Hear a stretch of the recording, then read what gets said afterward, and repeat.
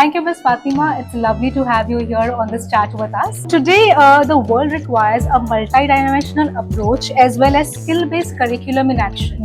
Curriculum that is more creative and collaborative in approach as far as learning is concerned. So according to you, what should schools do and how we can develop the 21st century in our students to help them develop as the world changers of tomorrow? So to be honest, and this is the truth, gospel truth as I call it, we need all-rounders. The world previously worked with specialization as economies have evolved. The world tomorrow, which is volatile anyway, there are developing political, economic, financial, health concerns across the globe.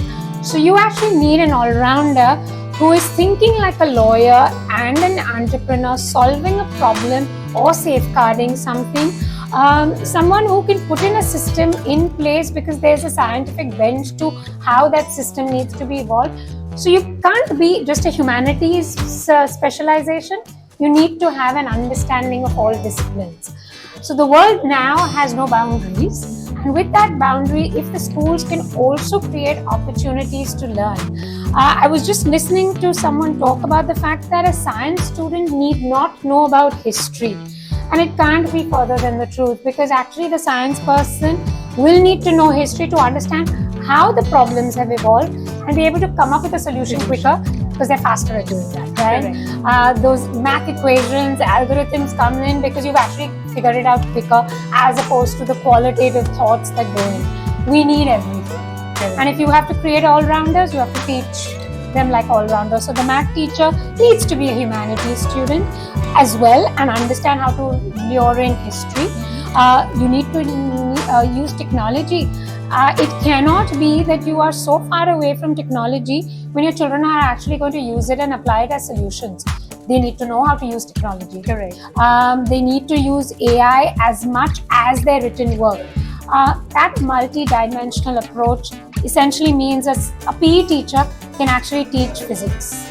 The angle at which the ball comes down, the angle at which the bat comes down, everybody's talking about it because it's World Cup.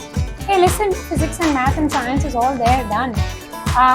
Break those boundaries, make it multi-dimensional, have a Hindi and an art teacher together instead of 7 periods of boring the children with the narrative. Use art through Hindi, make a project, create it, do it in 5 periods, and the remaining 5 periods work on confidence, communication, critical thinking, problem solving. Tell them, hey, listen, this is the problem. We have no water in our school. How do we sort it out? All your skills will come in. Give them an opportunity to think. Let's not create another McDonald's. Let's create gourmet burgers, because every child is different, and the multi-dimensional approach ensures that the science students are the greatest entrepreneurs. Liberal arts students are the best sportsmen you'll ever find. Absolutely. Thank you so much for that thought-provoking input. And I do agree, when they are doing all these activities together, all these 21st century skills come into the picture. And as they say, with 5 C's, one more skill has come into the picture, and that is compassion. So with compassion, of course, along with other skills, kids can do wonders.